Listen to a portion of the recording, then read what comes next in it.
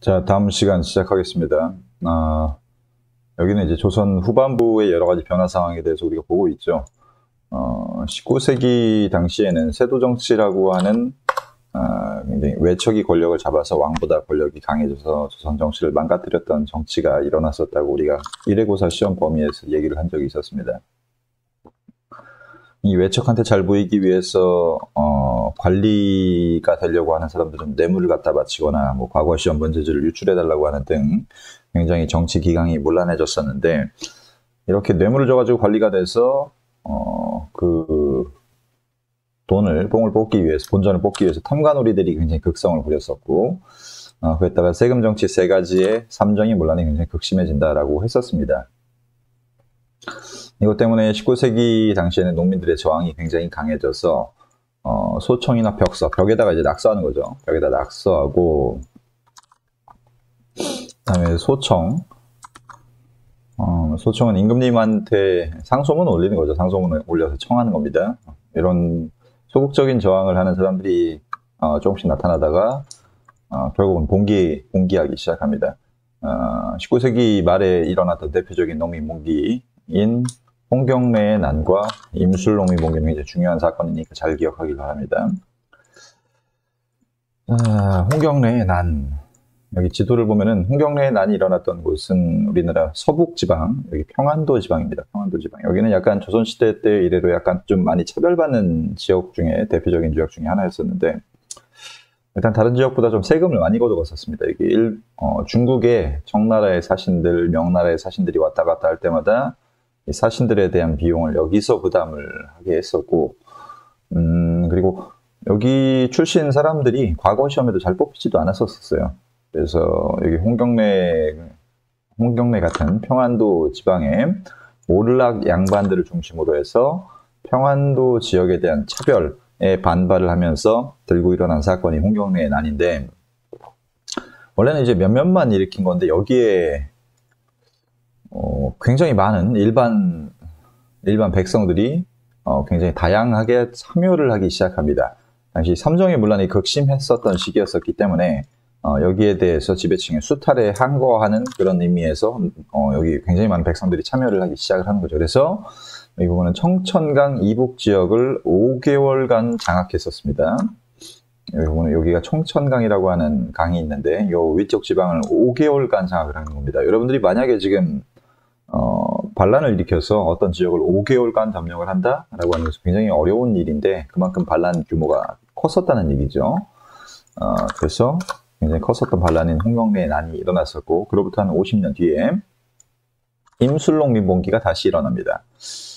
임술농민봉기도 역시 삼정의 문란이 주요 원인이고, 여기에 백성들이 단성과 진주지방에서 들고 일어나서 이거를 진주농민봉기 혹은 진주밀란이라고도 부릅니다. 진주밀란.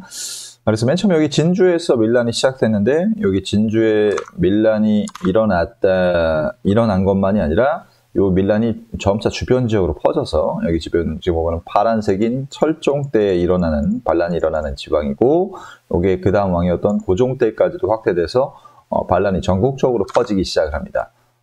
전국적으로 농민봉기가 확산이 되는 계기가 되는 것이 바로 진주 농민봉기를 통해서 확산이 된다고 보면 됩니다. 정부는 이렇게 크게 전국적으로 농민들이 들고 일어난 것에 화들짝 놀라가지고 암행어사도 주변에 파견해서 탐관오리들 처벌하고, 그 다음에 삼정의 문란을 시정하겠다라고 하면서 관청을 설치를 하는데, 이 관청 이름이 삼정이정청이라고 하는 관청입니다. 이 관청을 설치를 해서 삼정의 문란의 문제점들을 근본적으로 좀 고쳐보자라고 얘기를 했는데 별로 바뀌는 거 없었어요. 기존의 삼정의 문란이 계속 지속이 됐고, 결국은 미봉책에 불과했기 때문에 나중에 1894년에 농민들이 다시 들고 일어납니다. 30년 뒤죠. 30년 뒤인 1894년에 농민들이 다시 들고 일어나는데, 이 농민 봉기를 바로 동학농민운동이라고 합니다. 우린 이거를 한 몇 주 뒤에 배울 겁니다. 다시. 자, 그래서 당시 이런저런 문제점들이 굉장히 많았었다. 그렇기 때문에 이런 것들을 개혁하기 위한 이론인 실학이라고 하는 것이 등장을 합니다. 원래 조선의 기본적인 학문은 성리학이었었는데, 성리학은 인간의 성품, 우주의 이치 같은 것들을 유교적인 입장에서 철학적으로 탐구하는 학문이란 말이야. 인간의 본성은 뭐 나무와 같다.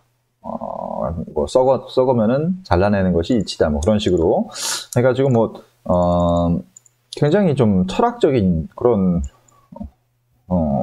논의를 했었던 학문이기 때문에 당시에 있었던 이런저런 문제점들을 해결하기가 어려웠었단 말이야.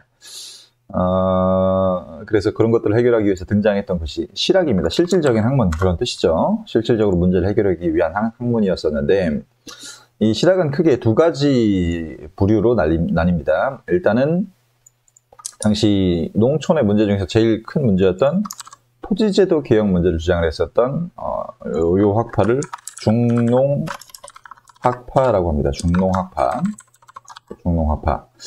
이 사람들은 당시 토지가 많이 가지는 분홍들이 있는가 하면은 이 토지를 빼앗기고서 이제 완전히 거지가 되는 그런 빈농이나 아니면 임노동자가 있다라고 했었죠. 그렇기 때문에 토지 자체의 빈부격차가 너무 심했기 때문에 이걸 좀 해결하고자 했었던 학파였었고, 그다음에 상공업을 좀 개혁하자. 우리 조선이 너무 좀 상업과 공업이 발전이 더디었었기 때문에 이걸 좀 발전시키자라고 했었던 중상학파라고 하는 학파가 있었습니다. 이 두 가지 학파의 각자의 학자들과 이 사람들이 뭘 주장했는지에 대한 내용이 굉장히 중요하게 수능에서 다뤄집니다. 먼저 중농학파의 대표적인 학자, 이 세 사람 다 알고 있어야 됩니다. 유형원, 이익, 정약용. 각자의 토지제도 이름도 알아야 됩니다. 균전론과 한전론과 여전론이라고 하는 이 사람들의 토지 분배 계획입니다. 토지 분배. 유형원은 균전, 말 그대로 토지를 균등하게 분배하자라고 하는 거죠. 균등하게 분배하자라고 하는 그런 이론을 얘기를 했었고, 이익이라고 하는 학자는 한전론. 이것은 이제 토지 매매를 제한하자라고 하는 겁니다. 당시 토지 소유의 빈부격차가 너무 심했었기 때문에 토지 매매를 좀 제한해서 특정한 사람이 굉장히 많은 토지를 소유하는 것을 제한하자라는 거죠. 제한하자. 이때 제한하는 토지는 이제 영업전이라고 해서 일반 백성이 이제 기본적으로 가지고 있을 수 있는 토지, 그것만 딱 남겨놓고서 나머지는 매매할 수 있게 하지만은 그 영업전이라고 하는 토지는 절대로 팔지 못하게 하자. 그러면 완전히 거지가 되는 농민은 없어진단 말이야. 그래서 그런 것들을 제한하자라고 했었던 토지제도가 한전론이고, 정약용의 여전론이라고 하는 것은 여기 나오네요. 한전론. 생계에 필요한 최소한의 토지인 영업전이라고 하는 땅은 매매를 제한한다라는 겁니다. 매매를 제한한다. 그래서 한전론입니다.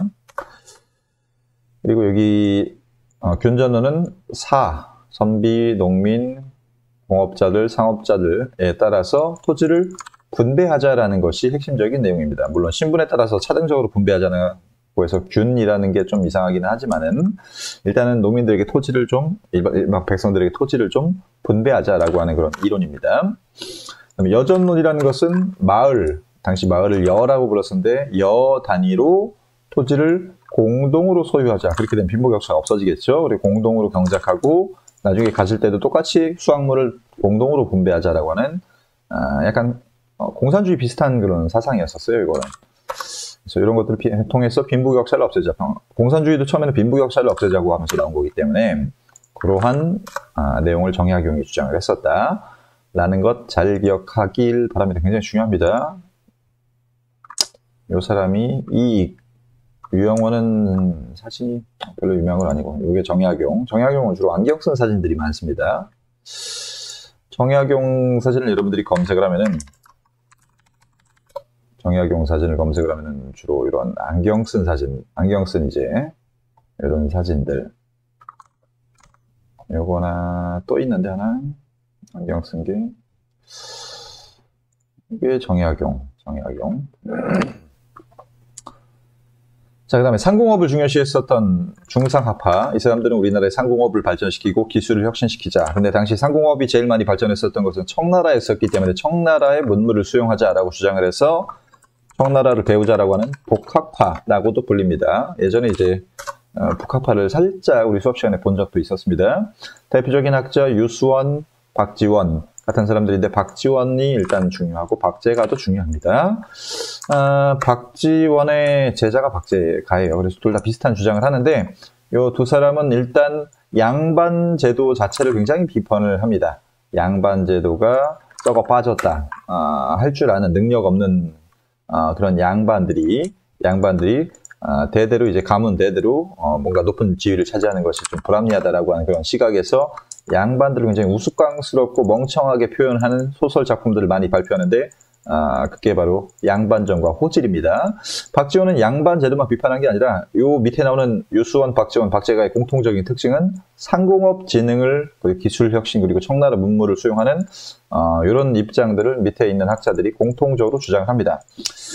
제일 대표적인 게 여기 박제가의 북학의라고 하는 책에 청나라 문물의 수용을 강조했었고 수레나 선박을 이용하자라고 하고 이제 굉장히 중요시했었는데 당시 조선에 수레와 선박이 있긴 있었어요. 근데 이게 통일되지 않아가지고 널리 이용되진 않았었고 뭐 각 동네에서만 이제 조금씩 이용하는 정도였었단 말이야. 그래서 수레랑 선박을 좀 더 이제 통일화시켜서 널리 이용하자라고 주장을 하는 거고, 그 다음에 소비를 강조하는 박제가의 글은 여러분들이 아마 많이 봤을 겁니다. 박제가의 글에 보면은 소비란 안 나오나? 소비란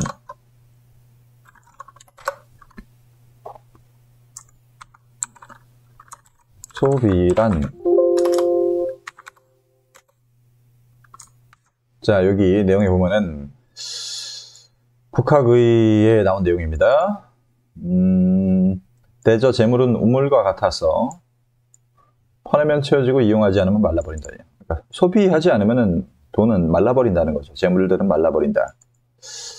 조선이 너무 좀 검소함을 강조했었던 나라이기 때문에 너도 돈을 안 쓰고 나도 돈을 안 쓰다 보니까 경제가 활성화가 안 되는 거예요. 그래서 어느 정도 소비를 해야지만 경제가 활성화가 된다라고 주장을 했던 것이 박제가의 소비론입니다. 소비론. 그래서 이런 것들을 통해서 상공업 진흥을 강조했었다까지가 오늘 내용이고, 조선의 신분제도는 법제상으로는 양인과 천민으로만 구분되는 양천제였었기 때문에 X입니다. 양중상 천으로 구분되는 반상제도는 법제적인 제도는 아니고 사회적으로 나타났었던 당시 신분들입니다. 조선 후기에 권력을 잃고 몰락하는 잔반이 등장했었죠. 그다음에 노비들은 납소책을 이용해서 신분 상승을 했었고, 양난 이후에 사족 중심, 그러니까 양반 중심의 향촌 지배 질서가 훨씬 약화됐었죠. 향전이 일어나서 분홍들이 양반들의 권력을 하나씩 차지하는 그런 모습을 보였었다. 자, 국가가 발행한 공명첩을 샀었고, 그래서 신분 상승을 했었고, 향전이 일어났었다. 평안도에서 홍경래의 난이 일어났었고, 정부는 삼정이정청을 설치해서 임술 농민 몽기를 수습하려고 했으나 미봉책에 불과했었다. 북학의 내용이 밑에 나오네요. 이번 시간은 여기까지 하고, 예,